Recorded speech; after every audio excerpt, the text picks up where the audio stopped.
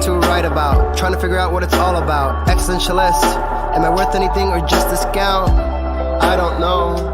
That was great sounds of Watts with Outside on WNHHLP 103.5 FM New Haven. Myself, Prestige, with my partner in crime, Long Island raised, Elm City made, EZ BlueZ, is being one with his chi, is in the building.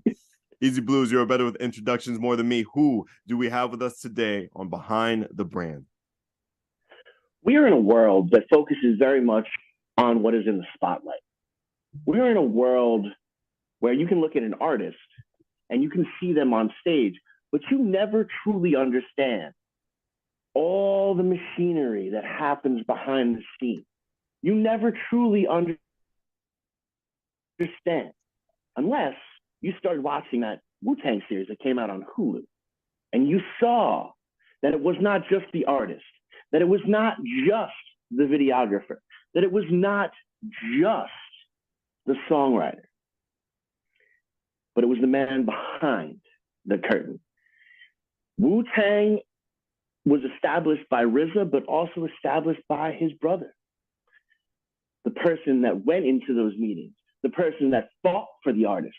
And that today, we have one of those very people with us today. I want you to put your hands together, not if you're driving. If you're driving, please keep your hands at 10 and 2 so we don't get any accidents, but put your hands together for one of the men behind the curtain. Kenneth Brown. Welcome, benvenue, and welcome Behind the Brand. How are you? I'm doing good. Thank you for having me. Most definitely, man. Most definitely. Ah, there we go. Line's a little bit better. Okay. That great face like that, like we introduced him, and the spotlight just comes on, and the spotlight just comes right off. But we're very happy that you're smiling. We have that great energy here for the show. Ken, just please tell myself and my colleague EZ BlueZ, what got you started? Why did you want to go into the music business? What got me started was I got like a bunch of friends who were like super talented singers, rappers, producers, the whole spectrum. And what happened is that nobody had anybody directing them, so they were all like doing a bunch of moves. They were all making a bunch of moves, but nothing was concrete, or they didn't have people to like kind of guide them in the right directions. So I kind of took it upon myself. At the time I was studying like music management and stuff like that in college. And it part of it really originally started as like part of a project in class. I was supposed to just take like a couple artists and try to come up with some promotion and some branding for them at the time. And then what ended up happening was that it kind of just, I kind of just ran with it. I did it for that semester project. It was submitted, it was done, but they liked what I was doing so much that they asked me to keep going. And then from there, it kind of turned into, it was just like, hey, can you manage me? And then it turned into a constant working relationship. And then, 3-4 projects later, like we knew we were on to something at that point. Oh, nice. Now just tell me about those early days. Who were some of these little artists, and not students, little artists, it's disrespectful, but who were the artists that you were speaking to that just that put that light bulb up top of your head, like, hey, I can definitely take you further than you are right now?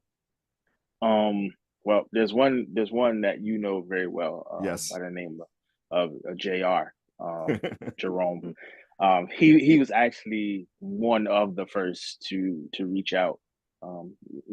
We've been friends for forever, but he was one of the first that I noticed that had a different spark about them when it came to singing. And we just kind of took a chance at it. Those early days, man, it was paying for studio sessions out your pocket, cashing in like family bonds to try to put somebody in the studio for 6 or 7 hours, 6-7 hours, making deals with studio engineers, becoming really cool with some of them actually, to the point where, I even started getting behind the boards myself because I was learning what to do to try to Right. cut down on having to pay somebody so much money. Mm-hmm. But yeah, it was everybody was involved. It was like the grind of it all. There's so much energy put into it. It was a lot. I want to say a lot harder back then because the internet wasn't really like it is now. Right. Where you could just put your project out and it's out for the masses. At that point when we started, CDs were still a thing. So Right. again, Right. taking whatever money you had and pressing it, pressing CDs or press junkets. Junkets were still a thing at that point too. Trying to get those press kits up, sending them out to different people, trying to get in touch with DJs, make contacts, all like word of mouth type stuff. Social media wasn't as huge as it is now, so it was a labor of it had to be a labor of love at that point in time, when you first start. Easy, I seen a finger up in the air. Talk to me. Well, and for those who don't know, it's not like even back in that day and even to today, major labels don't accept everything that comes through the door. Right. In fact, you need to have something called solicited material for them to even look at it. And even at that point, 2005, I believe, is when everything started to kick off for you. If you were solicited, you still had to stand out. So, you couldn't just send them a press kit that was in an envelope. That's boring. I remember, I've had management things that sent birthday, gift wrapped aspects, where it was just like a package and they would open it up and it had all the papers and stuff in there. It was a completely different type of hustle than what you have today, where distribution can be done through online and all those different things. You don't necessarily need Big Brother's budget today like you needed back then. Just so that the artists that are listening to it now be like, what are you talking about? It's easy to put the EPK together now. Yes, because it's an EPK. We're talking about when it was a PK. It wasn't electronic. You had to take those pictures. You had to print those pictures. You had to put it all together, where a one sheet was literally all that information on one sheet. Now a flash drive or an email and everything is squared away. So it was a lot more work and a lot more grind aspect, but that doesn't mean your job is any less important today. In fact, it's a little bit more, because now you're also managing the distribution aspects as well. What is that like? When you're sitting there going, well, we need to release this record, but we need A, B, C, and D. Because for those that don't know, each single only really has a 3-month lifespan. And how do you nurture those artists through those 3 months? Yeah, it's got to be strategic. I used to, I would tell artists immediately, like winter, spring, summer is really your the three times you want to hit somebody with a single, and then follow up with your in between the second and third one, probably drop a project if you're going to drop one, and then drop your third single. But you always, what I hear now is that a lot of it is they have to stay relevant. They have to stay relevant. And that is true, but a lot of times what happens is that nobody pushes a single anymore. In those times, and I hate to sound like the old guy on the lawn, but in those times, like you really had to push the single. So, and again, if you didn't know anybody, and this isn't even like the big radio station, this is even the indie radio stations. If you didn't know anybody at those particular radio stations, it was still difficult for you to get airplay. And it was a learning process. Like even the radio stations in Connecticut, it was still a learning process to get your foot in the door. And then even still, it wasn't guaranteed airplay. Just because you got your foot in didn't mean that they were going to play your record. It just meant that, okay, they know you now, and maybe on the next go around, the next turn, maybe you'll get a shot. But in between that time, again, it was, I've seen artists do things like pull up just in downtown areas and just start to perform. I want to say, you know, Jerome did that a few times. He'd pull up in the area and just perform right then and there. And people, you know, started to feel the energy, and then they would inquire about the song. And we had, again, you had CDs on hand because you were passing them out. It wasn't really you know, you were taking losses, a lot more losses than you had gains as far as monetary was concerned, because you had to give it away in order to get people's interest. Again, a couple, you know, fast forward a few years, the internet, music wise, booms, and now everybody can log on to a SoundCloud or, you know, an Apple Music link or Tidal, and now they can access you as an artist right away. But at that point, when we first began, it was more of a going to different areas and kind of displaying your talent in those different areas so that people knew who you were. And also let's be clear with the artists. It's like, oh yeah, we have that stuff. That you're still taking a loss. Like your title play is not going to cover the expenses it took to record that record. You know, it's not going to cover the years it took to learn that instrument. So like you're still taking that loss. That loss is still very prevalent, but now the reach is higher so that you can then play different aspects of it. You know, you're really trying to generate, and you're going now from radio generation to playlist generation. You're generating that buzz so that when you have that live show, that person is going to come in. And don't get me wrong, you're still going to take a loss on ticket sales. But to quote the incredible Mel Brooks, merchandising, where the real money of the movie is made, you know, that's where you get that extra link. Because although I might only get 0.03 cents every time the song's played on Spotify, I get $7 every time a hat is sold. And I like that $7. Right. And that's the one area I wish that artists would learn to capitalize on is merchandising. Because with the music sales, and if you're not exactly, like, have your own merchandise. Music sales will get you, it'll make you some money, but the majority of it is going to be show money, and this is important for people to understand. Show money and merchandising is what's going to carry you through. Please don't ever look for anybody, especially nowadays.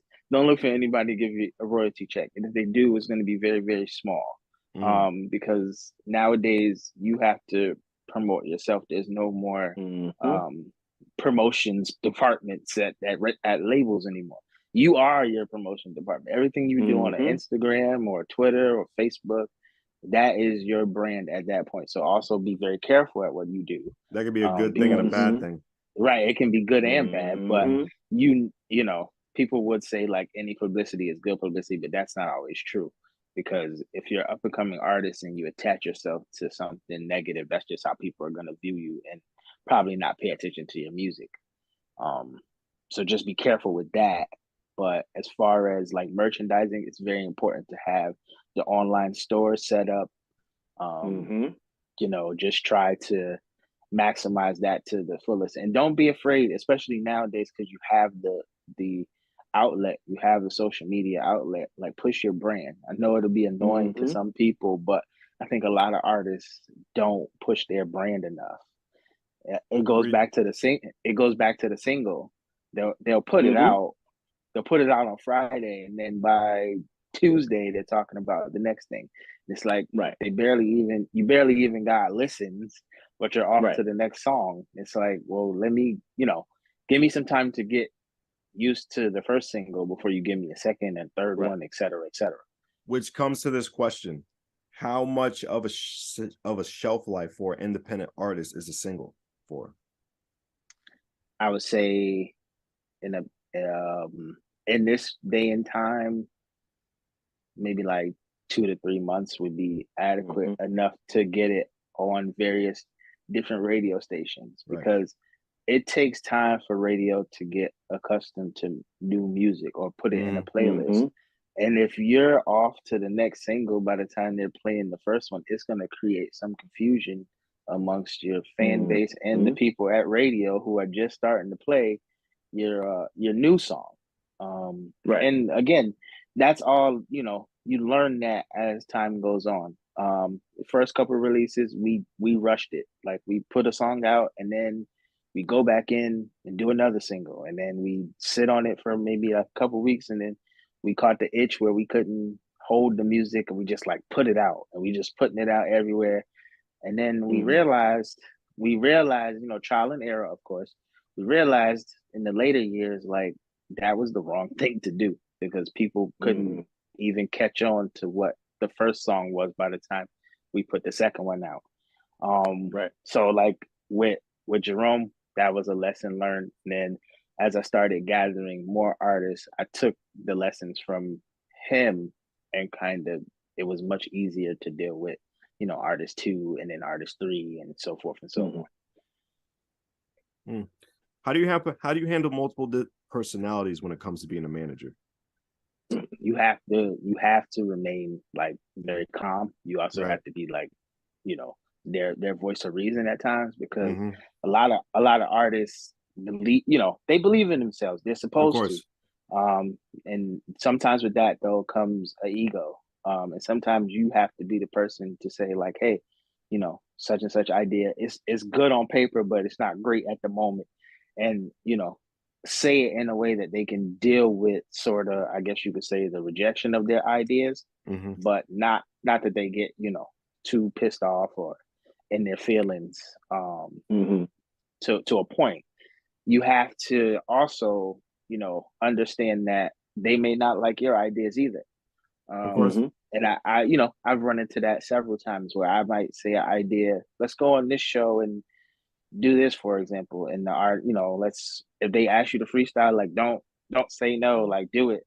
And the artist may not be up to freestyle that night, or may just want to just have the conversation and go. And you have to be able to understand that they're artists and they're protective of their craft, and displaying it on every radio show may not be the best thing for them, or in their best interest. So you have to, you have to play the game the right way, as far as knowing what the times to push and then knowing the times to pull back, because you don't want to lose the artist. You always want to be able to maintain that working relationship, and that seems that that's the most important part.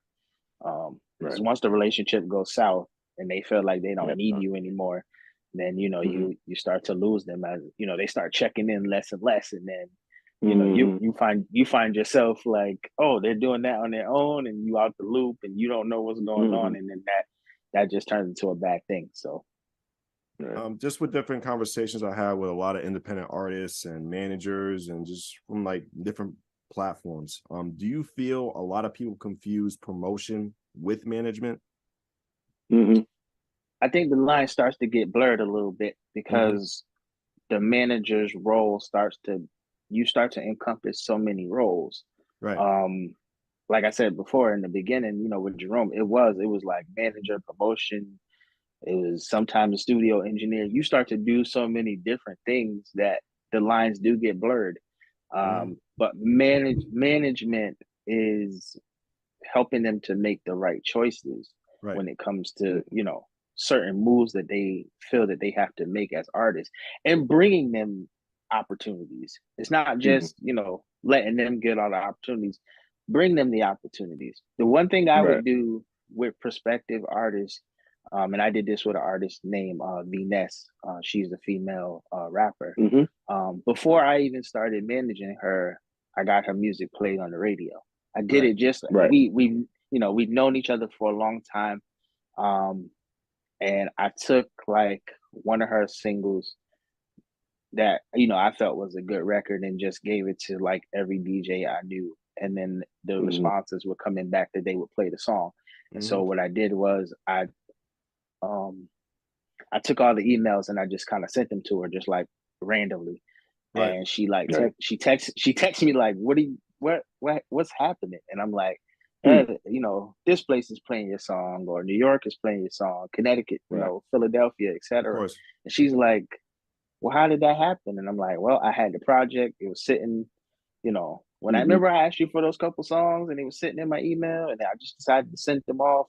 And then that's how that relationship started. And then from there, that was around the time of the Instagram and the Twitter age of that happening. So then it made it it made it easier for other people now. Twitter bio was like management. I left my email. People would contact me through DMs. It had Right. started to get, it started to pick up steam. And so went from two artists to then I slowly gathered a third, another female rapper, at the time. And I capped it at that point because I wanted to be able to focus on the three artists that I had and be able to push them all in different, they were each different artists in their own right. Like Jerome was Right. very laid back, but he'd go in and make 7 songs, 6 songs in a day. Right. Venus was very aggressive. She would go out and perform concerts, and she would, pull up to TV shows, and she did all of that. And then the third, Vera Black, she was very relaxed and very like humble at everything that was happening. And so you had to, in each of those artists, you had to be like each of those personalities. So whenever I would talk to Jerome, it would just be, all right, how many songs you got done? Let's talk about expected dates for projects, singles, etc. With Vanessa, it was always like, what shows do you want to do next? I'll go and get these opportunities, but you had to be aggressive because the way that she moved, her timeline was very quick. It had to be like kind of chop, chop, chop, chop. She always wanted to keep working. So you had to be on the go all the time with opportunities. It wasn't like a week that went by that I didn't have like 3 or 4 opportunities, whether it was interviews or, contemplating video shoots or shows, had to line it up. And for Vera, it was her first time. So she was green, as we say. So if I, simple stuff she was humbled by it. If it got one radio spin, she was like blown away because she never thought that people would take her music seriously. And it comes across that way. So my aggressiveness with her was just trying to put the confidence and the battery in her back to understand that, hey, you're an artist, like you're here for a reason, and you can do this. With the other two, I didn't really have to do that. They came in kind of ready. They were ready to go, but you still have sometimes you have to nudge them as well, and maybe nudging them in the right direction to keep doing the right thing and not fall off the face of the earth. Tough love at times. Right, tough love. Make the right decisions. Yeah. Well, no, it's really super important because like a lot of people don't truly understand. Back in the 70s, artists really weren't paid that well for live shows. It wasn't until Phil Graham, forced Madison Square Garden to fully compensate. And when I say forced, it wasn't nice. He did some things. I gotta force this though. Nice WNHHLP 103.5 FM New Haven, myself, Prestige, and my partner in crime, Long Island raised, Elm City made, EZ BlueZ is in the building. EZ, I hope I didn't lose your train of thought. Go ahead. Not at all. I can talk about Phil Graham a million all day long. He was a bouncer, and he had a big stature about himself. And he said, okay, cool. We want 75% of the gate or we're not going to play. The venues understood 25% of Led Zeppelin was better than 0% of Led Zeppelin. And that is, a huge aspect of what managers do. When it comes down to live shows, I know in CT, dealing with a lot of local artists and stuff like that, there is a tendency to oversaturate. Playing a whole bunch of live shows, playing too much, playing the same venue every single month on a specific date. And that can, in the beginning be phenomenal for an act. But as you mature, it could also be a death note for an act. How do you navigate that with the acts that are under your management? I mean, I did the complete opposite. I sent people. We went everywhere but Connecticut first. Right. So we would do New York, New Jersey, Philadelphia, Virginia, DC, Maryland, and then loop our way back around to Connecticut. Just because the same thing with, radio play too. Like the people here, it gets oversaturated. You got 1,000,001 artists. Mm-hmm. So if I take our music and go elsewhere and they like it, Connecticut will catch. Connecticut home base, as I used to say, home base will catch on. They may catch on first, they Right. may catch on last, but they'll catch on. So Right. I used to do the different route. I would go out and then come back in, just to Right. kind of prove it and see if it worked in different areas first.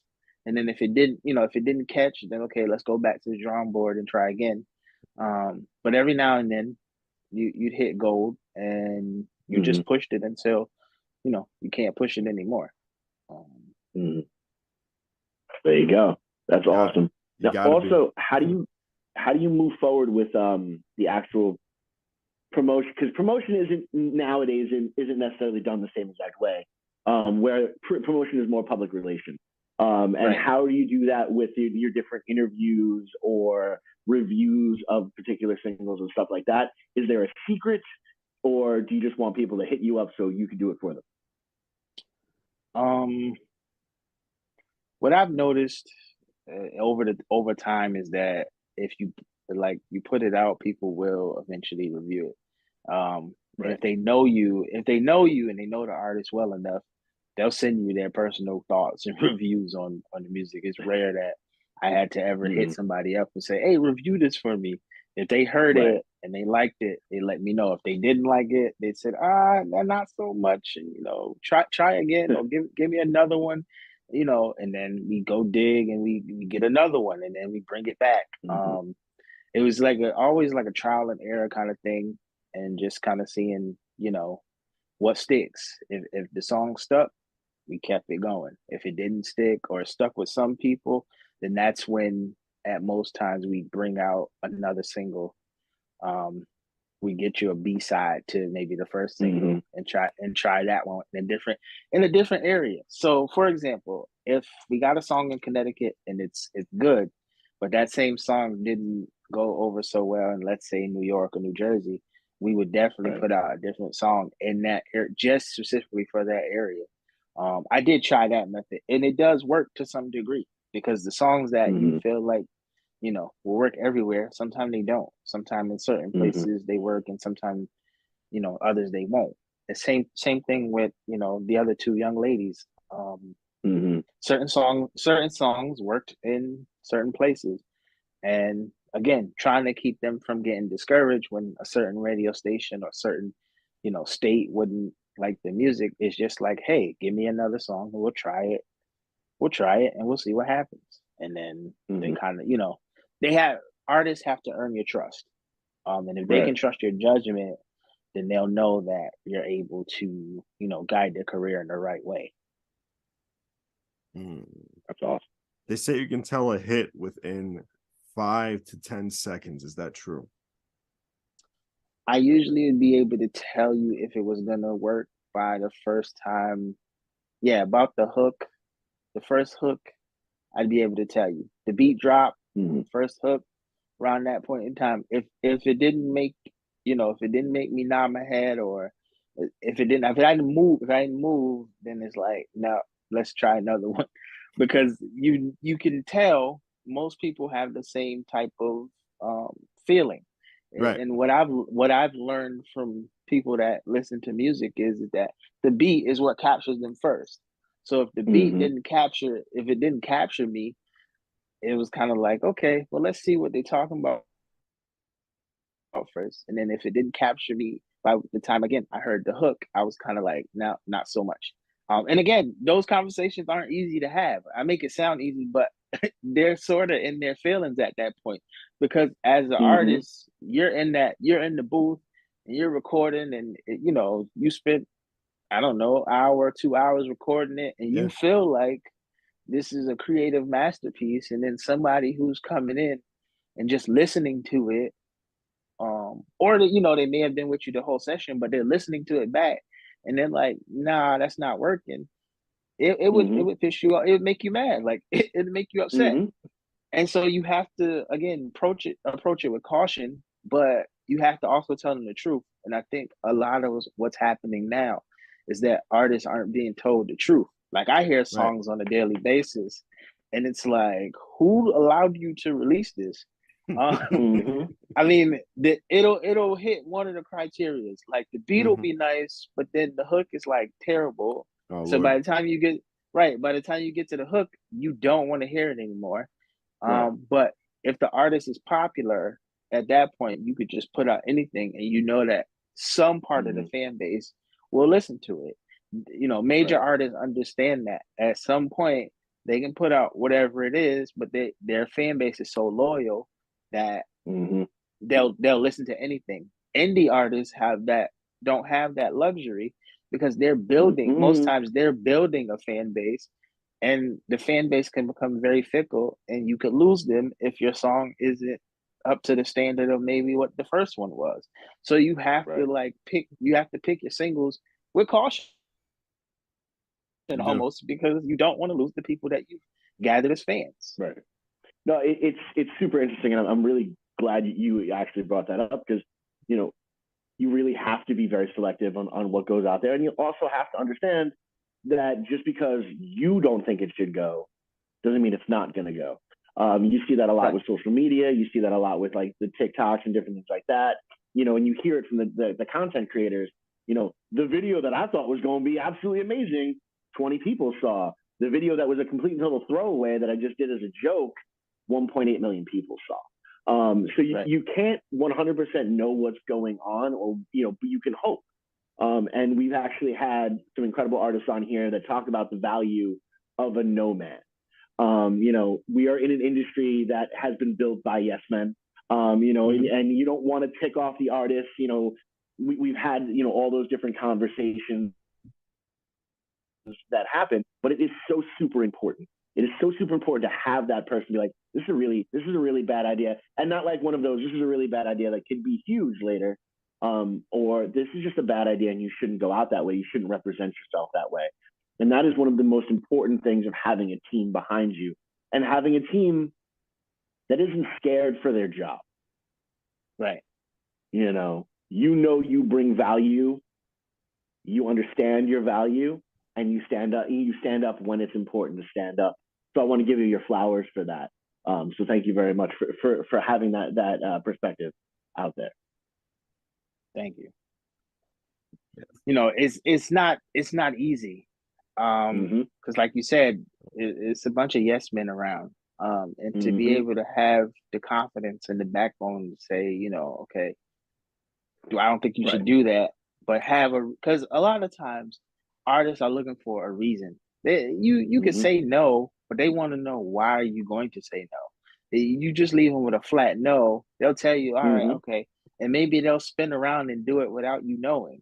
But if you give them a reason like, I don't think that's going to work, or, in this case, like maybe you should go a different route, and you have a concrete explanation, they're more likely to listen to you, as opposed to just like I said, either just yes and okaying it because, again, you don't want to hurt their egos, you don't want to hurt their feelings, or just flat out saying no because you feel like that's stupid. But kind of give them a reason, why, and maybe they'll be more apt to listen to you. Because I think that's a lot of it too. Communication is also very key. You can't really have unspoken words when it comes to a manager and artist relationship. You have to say everything that's on your mind, because you don't want anything like lost in translation. Because once things start getting lost in translation, then the relationship starts to break down. And again, like I said before, artists will start to do things on their own, or try to find a way to do it without you knowing. And if you're a good manager, most people, if they see the artist doing something without you, they'll call you and let you know that, hey, I spoke to so and so, and they're trying to negotiate something. Did you know? And then you again approach it the correct way. Like if you have to approach the artist in that way, don't ever like run up on them and start screaming and being all angry. Approach them the right way though, and just have that conversation. I think again, a lot of artist relationships and manager relationships could have been saved over time because people stop talking to each other. Yeah. Right. And that's relationships as a whole. Communication is always going to be key. And also, people need to understand that even the greats in the industry have made mistakes in this industry. There was a story of the first signing of the Black Crowes when they were Mr. Crow's Garden, and they worked with Rick Rubin. Rick Rubin just signed them. They were going to be the first rock act released on Deaf America Records. And he's like, okay, no problem. I want you all to dress in overalls, and we're going to call you the Cobb County Crows using all Ks. That's a horrible idea. Right. That's bad.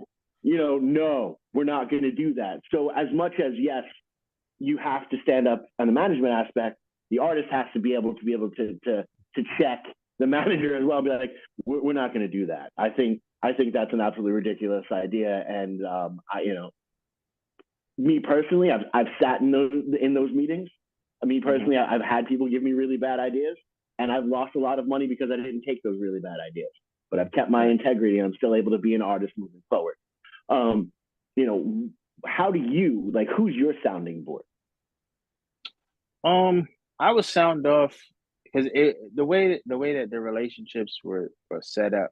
So Jerome has an older brother named Chris, who's actually his I would say his main producer during that point in time. And myself and him, we would talk a lot often, just off the record, about certain things that, because that's his older brother. So we both watching the career. I'm leading it, but as his older brother, he could kind of tell me, he knows his brother in and out. Like he knows him. He knows when he's about to, make the right decision or the wrong one. So a lot of times when it came to decisions about what we were doing for him, we would talk, and I'd be like, he brought back this idea, but I don't really know if I agree with it. And he would be like, well, you know what? It's a trial and error kind of thing. Right. And so I would just sound off with him most times because he was a voice of reason. And a lot of times managers need voices of reason too. We can't just assume that we know everything. I mean, we know majority of it because we're leading the artists into their decisions, but there's going to come a time where we need to get some information or some wisdom from somebody else. And it is important. In the beginning, I didn't have one, so I would just, randomly just, kind of type out a bunch of notes in my iPhone and just be like, this is crazy, and just kind of delete it after typing it. But when I decided to, talk to other people again in the field, people that I knew that were, musicians or, even executives in on indie labels or, some sort of way, and just kind of see how they felt, pick their brains a little bit. It made me feel better about decisions that I was making or, telling artists not to make, because again, the most of the mistakes that are made are because people don't talk. True. And if you don't, if you're not communicating, then you don't have a great relationship, and the artist isn't going to really succeed either. Thank you so much for that answer. That's awesome. Now you've spoken a lot about you deal with hip hop and R&B artists and stuff like that. Have you ever thought about jumping into different genres, or are you comfortable where you're at? I got asked to do a couple different genres, rock being one of them. There was another genre I can't even remember at this point. It was a long time ago, but I did get asked to do other genres for sure.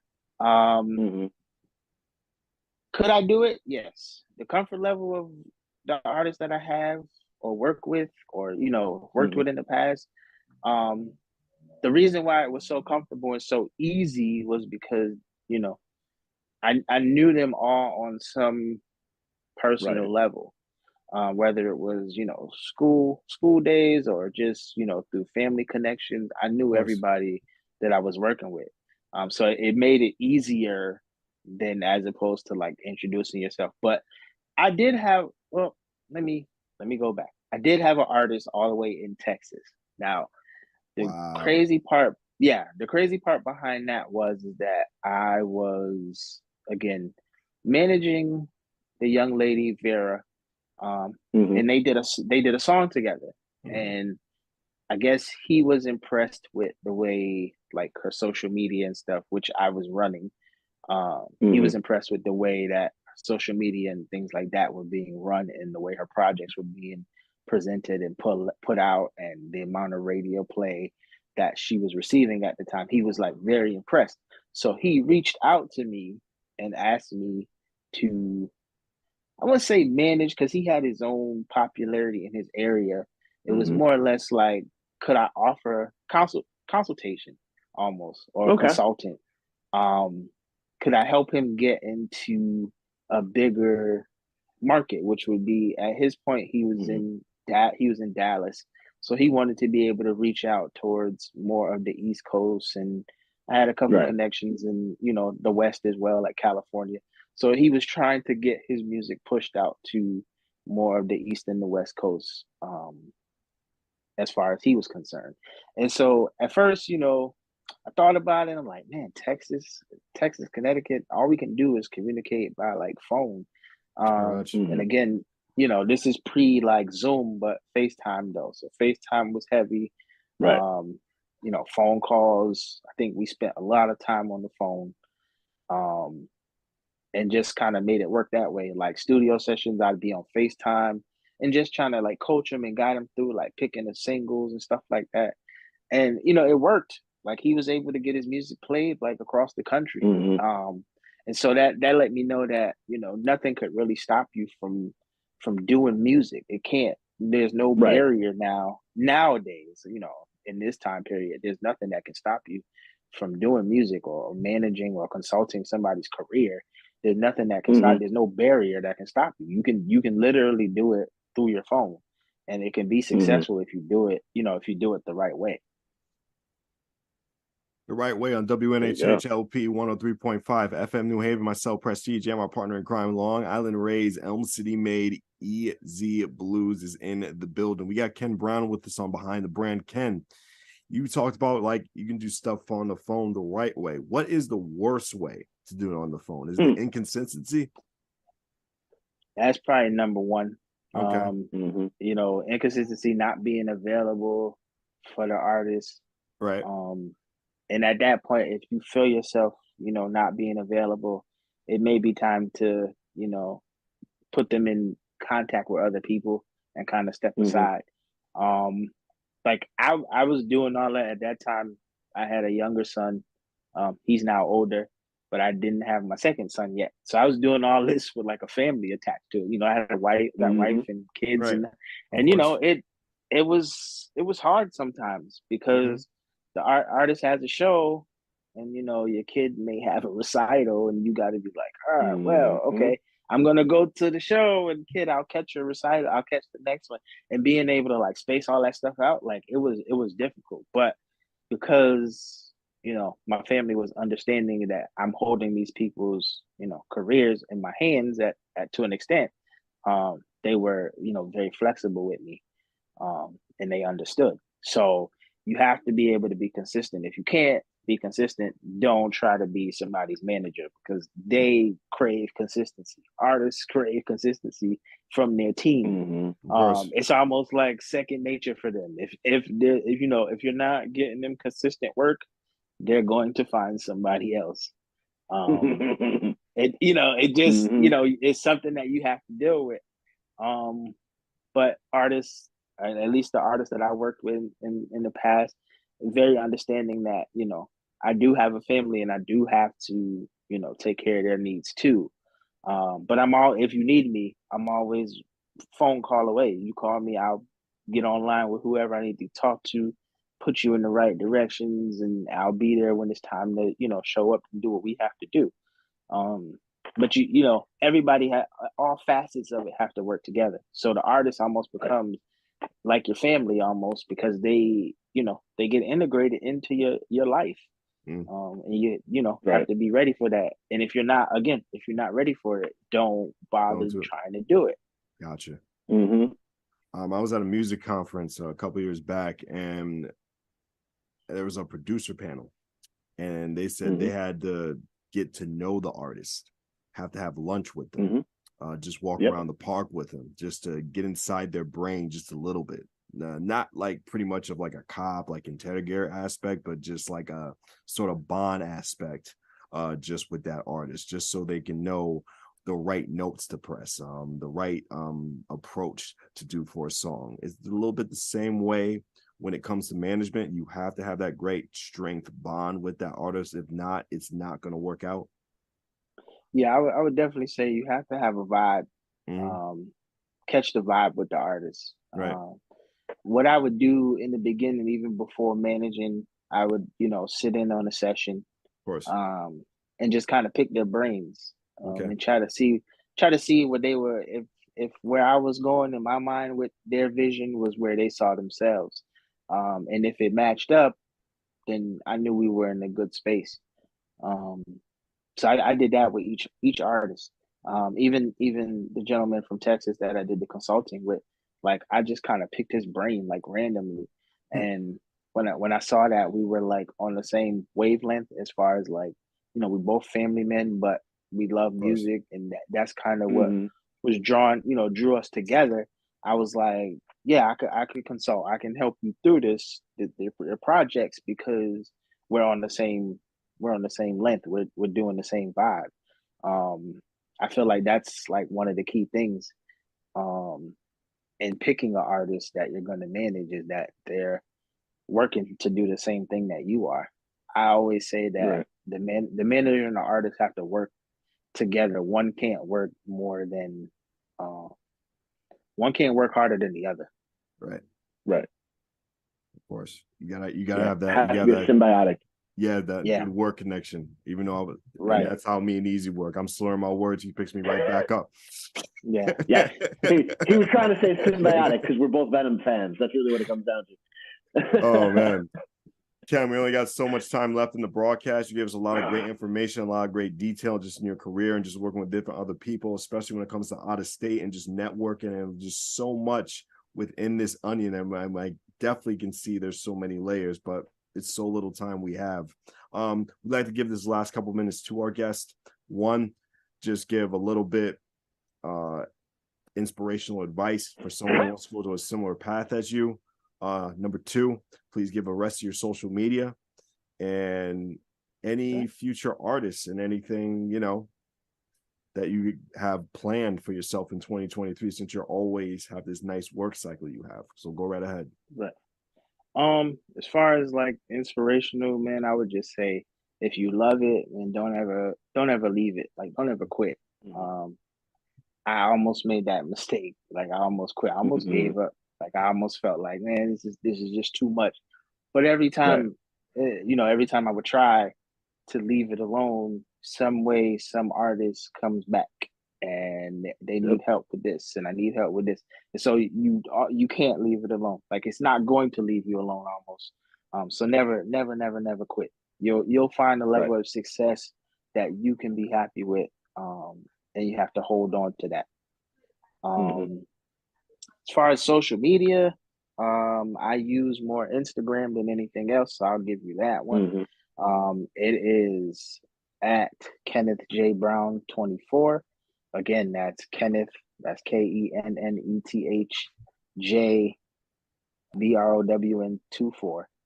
You can find me on Instagram. I think it'll link you to my Facebook, um, as well.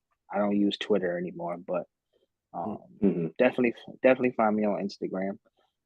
And then as far as like future artists or if you have a strong work ethic and you do want to be able to reach another market that you haven't tapped into, then I would definitely say that I'm the person to help you reach those goals. Just please come Mm-hmm. prepared to put in the hours necessary. It's not going to be an overnight process. Right. It may feel like it may seem like it, but it takes a lot of hours and a lot of time. And Mm-hmm. please be able to dedicate that time to it, because you only get Right. you get out of it what you put into it. Right. Easy. Anything you want to say before we go off? No, man. I love the fact that you just stated progress is a slow process. So you have to really be in there. I appreciate everything you do. Part of me does wish you jumped into the rock world a little bit because I could definitely use your work ethic and your frame of mind. But that's just because I'm massively selfish and I want good things to happen for me. But sans all that, like moving forward, what is the one big 2023 release that you can talk about? So far I've been working with Jerome, the R&B singer. So he's going to be the next one to come up in 2023. We're actually working on some singles or a single right now. It's probably going to come out at the top of 2023. So everybody, please be on the lookout for that. Nice. Ken, there you go. Thank you so much for being a part of this broadcast on WNHHLP 103.5 FM New Haven, myself, Prestige, and EZ BlueZ. Appreciate it, man. Thanks for having me. Appreciate you too, man.